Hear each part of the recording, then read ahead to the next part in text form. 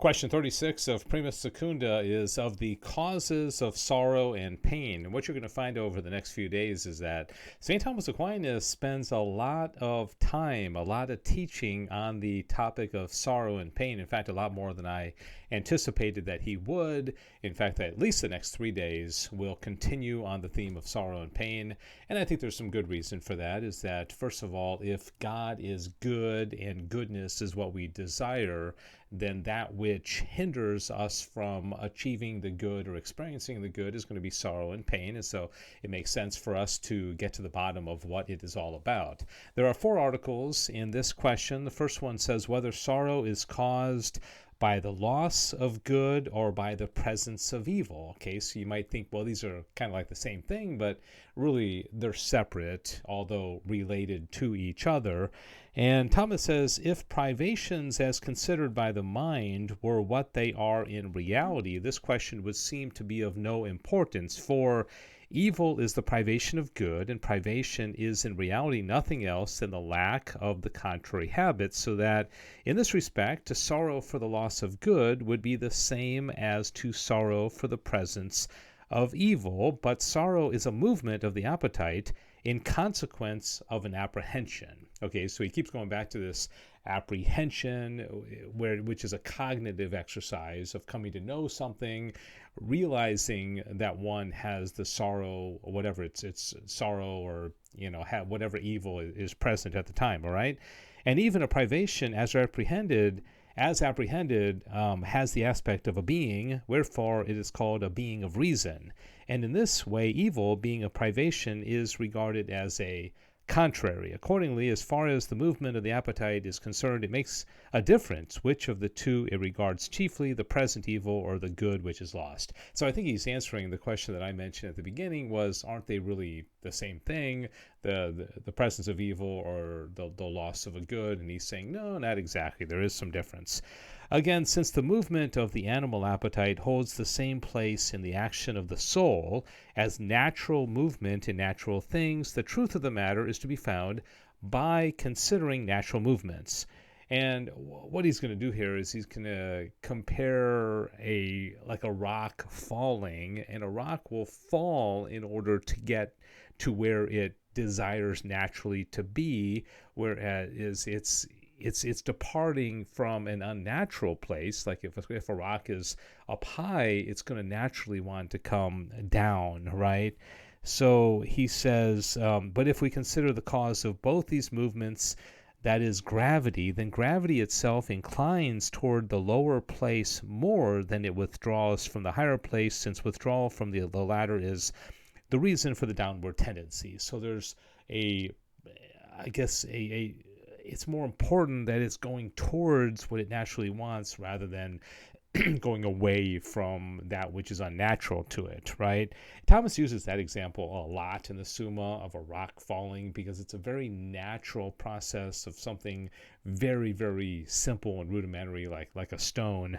Accordingly, since in the movements of the appetite, sorrow is a kind of flight or withdrawal, while pleasure is a kind of pursuit or approach, just as pleasure regards first the good possessed as its proper object, so sorrow regards the evil that is present.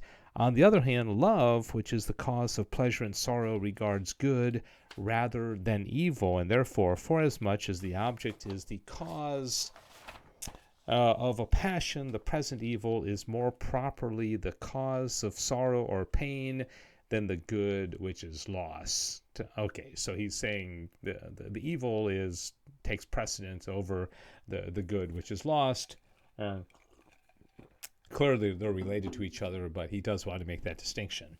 All right, Article 2, whether desire is the cause of sorrow. And this is interesting, because if you're familiar with Eastern religion, particularly Buddhism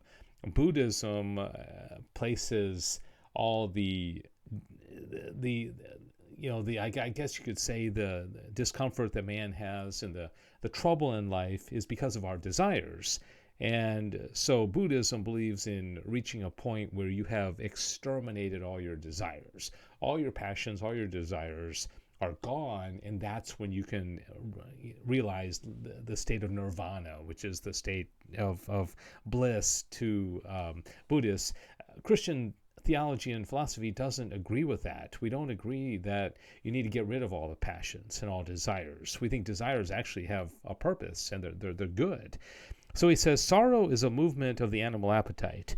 Now, the appetitive movement is likened to the natural appetite, a likeness that may be assigned to a twofold cause. One, on the part of the end, the other on the part of the principle of movement. Thus, on the part of the end, the cause of a heavy body's downward movement is the lower place, while the principle of that movement is a natural inclination resulting from gravity. Okay, again, he's talking about the stone falling. He loves that example. Now, the cause of the appetitive movement on the part of the end is the object of that movement, and thus that the cause of pain or sorrow is a present evil. On the other hand, the cause, by way of principle of that movement, is the inward inclination of the appetite, which inclination regards, first of all, the good and its consequences, the rejection of the contrary evil. Okay, so there's something in us that desires the good and is opposed to the contrary evil that's in us. Okay, this would be the desire or the will or the sensitive appetite, right? Hence, the first principle of this appetitive movement is love, which is the first inclination of the appetite towards the possession of good, while the second principle is hatred, which is the first inclination of the appetite toward the avoidance of evil. But since concupiscence or desire is the first effect of love, which gives rise to the greatest pleasure, hence it is that Augustine often speaks of desire or concupiscence in the sense of love, as in the sense he says that desire is the universal cause of sorrow. So it almost sounds like Augustine is agreeing with the Buddhists that desire is the cause of sorrow. If you got rid of all your desires, then you'd be happy, right? But let's see where Thomas goes with this. He says, sometimes, however, desire is taken in its proper sense. It is the cause of sorrow, the cause of sorrow, because whatever hinders a movement from reaching its end is contrary to that movement. Now, that which is contrary to the movement of the appetite is a cause of sorrow.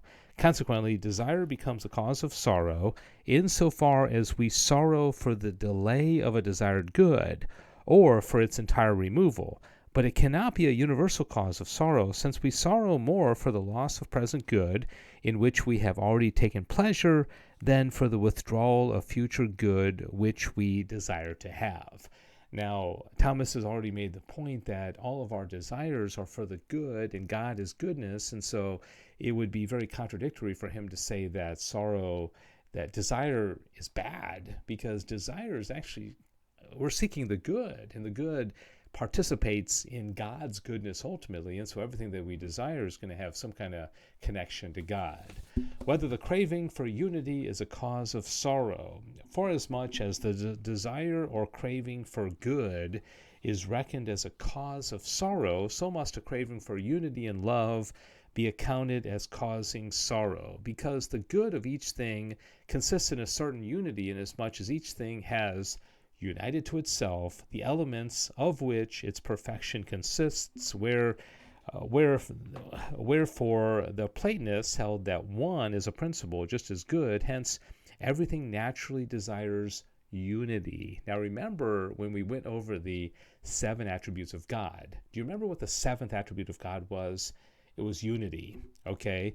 Then he says, just as it desires goodness. Goodness was the 3rd attribute of God, and therefore, just as love or desire for good is a cause of sorrow, so also is the love for or craving for unity. All right, so it all connects. This is all about achieving our final end, which is union with God, and the passions, as you can see, are very much related to this. The final article is whether an irresistible power is the cause of sorrow. A present evil is cause of sorrow or pain by way of object. Therefore, that which is the cause of the evil, being present, should be reckoned as causing pain or sorrow. Now, it is evident that it is contrary to the inclination of the appetite to be united with a present evil, and whatever is contrary to a thing's inclination does not happen to it save by the action of something stronger. Wherefore, Augustine reckons a greater power as being the cause of sorrow.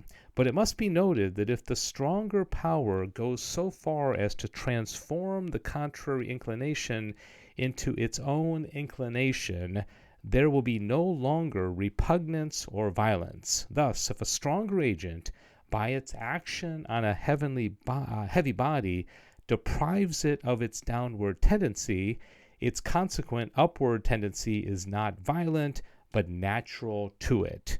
Accordingly, if some greater power prevail so far as to take away from the will or the sensitive appetite their respective inclinations, pain or sorrow will not result therefrom. Such is the result only when the contrary inclination of the appetite remains. And hence Augustine says that sorrow is caused by the will resisting a stronger power. For were it not to resist, but to yield by consenting, the result would be not sorrow, but pleasure. Okay, so is an irresistible power a cause of sorrow? It seems that Thomas is saying, yeah, there is. Okay, it's a little bit of a difficult one to understand, but anyways, that is question 36. We've got a few more about sorrow and pain coming up, so thanks for joining me as we continue this treatise on the passions of Prima Secunda of the Summa Theologia. God bless you.